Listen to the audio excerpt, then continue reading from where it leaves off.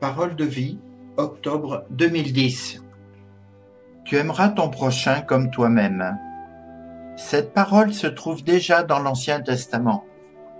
Répondant à une question, Jésus s'inscrit dans la tradition prophétique et rabbinique qui recherchait le principe unificateur de la Torah, c'est-à-dire de l'enseignement de Dieu contenu dans la Bible.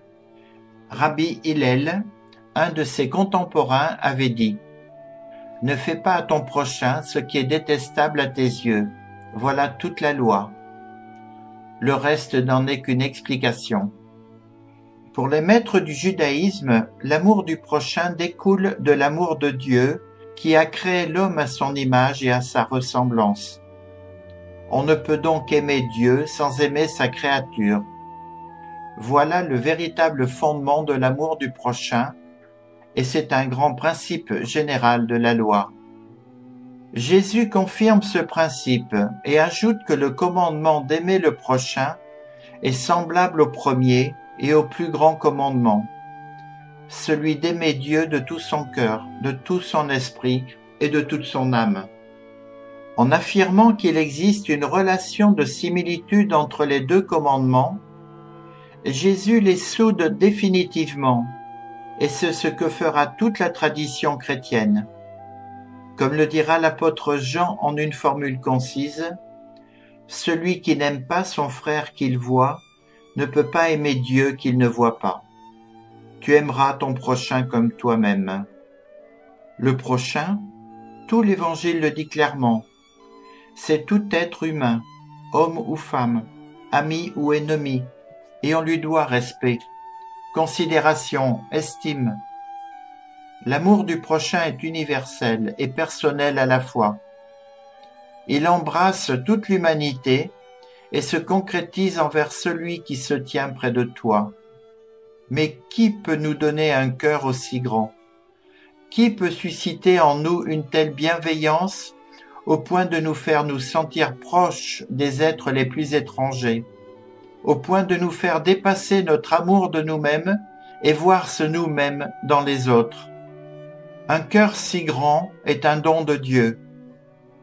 C'est l'amour même de Dieu qui a été répandu dans nos cœurs par l'Esprit Saint qui nous a été donné. Il ne s'agit donc pas d'un amour ordinaire, ni d'une simple amitié, ni de philanthropie, mais de cet amour versé dans nos cœurs depuis notre baptême. Cet amour qui est la vie même de Dieu, de la Trinité, à laquelle nous pouvons participer. Ainsi l'amour est tout.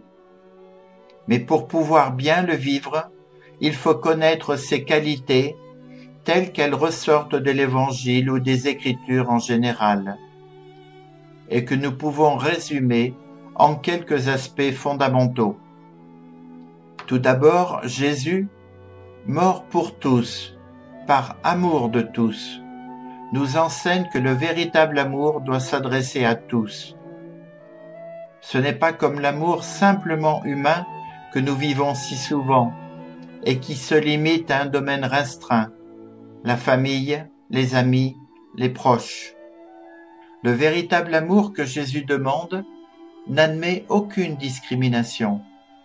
Il ne fait pas de différence entre la personne sympathique et l'antipathique. Pour lui, il n'existe pas le beau, le laid, le grand, le petit. Cet amour ne fait pas de distinction entre le compatriote et l'étranger, la personne qui appartient à mon Église et celle qui appartient à une autre, à ma religion ou à une autre. Cet amour aime tout le monde. C'est ce que nous devons faire nous aussi, aimer tout le monde. Et encore, l'amour véritable aime en premier. Il n'attend pas d'être aimé, comme cela se passe en général pour l'amour humain. On aime celui qui nous aime. Non. L'amour vrai prend l'initiative, comme l'a fait le Père, alors que nous étions encore pécheurs et pas dans une attitude d'amour, il a envoyé son Fils pour nous sauver. Donc, aimez tout le monde et aimez en premier.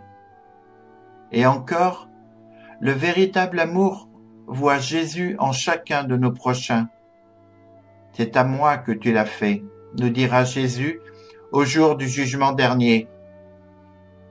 Cela est valable pour le bien que nous faisons et malheureusement aussi pour le mal. L'amour véritable aime l'ami et aussi l'ennemi. Il lui fait du bien, il prie pour lui. Jésus veut également que l'amour qu'il a porté sur la terre devienne réciproque, que l'un aime l'autre et réciproquement jusqu'à parvenir à l'unité. Toutes ces qualités de l'amour nous aident à comprendre la parole de vie de ce mois et à mieux la vivre. Tu aimeras ton prochain comme toi-même. Oui, le véritable amour aime l'autre comme soi-même. Nous devons prendre cette phrase à la lettre, voir réellement dans l'autre un autre nous-mêmes et faire à l'autre ce que l'on ferait pour soi-même. L'amour vrai, c'est souffrir avec celui qui souffre, se réjouir avec celui qui est dans la joie, porter les poids de l'autre. Il sait, comme le dit Paul, se faire un avec la personne aimée. C'est donc un amour qui n'est pas seulement fait de sentiments ou de belles paroles, mais de faits concrets. Ceux qui se réfèrent à un autre credo cherchent eux aussi à vivre ce que l'on appelle la règle d'or, qui existe dans toutes les religions. Elle demande que l'on fasse aux autres ce que l'on aimerait que l'on fasse pour nous. Gandhi l'explique d'une manière très simple et efficace. Je ne peux pas te faire de mal sans me blesser moi-même. Ce mois-ci doit être une occasion pour remettre au premier plan l'amour du prochain, qui se présente sous de si nombreux visages, du voisin à l'ami d'école, de l'ami aux parents les plus proches. Mais il nous apparaît aussi sous les visages de l'humanité angoissée que la télévision introduit dans nos maisons depuis les lieux touchés, par exemple par la guerre et les catastrophes naturelles. Inconnus autrefois et à 1000 lieues de chez nous, ils sont maintenant devenus eux aussi nos prochains.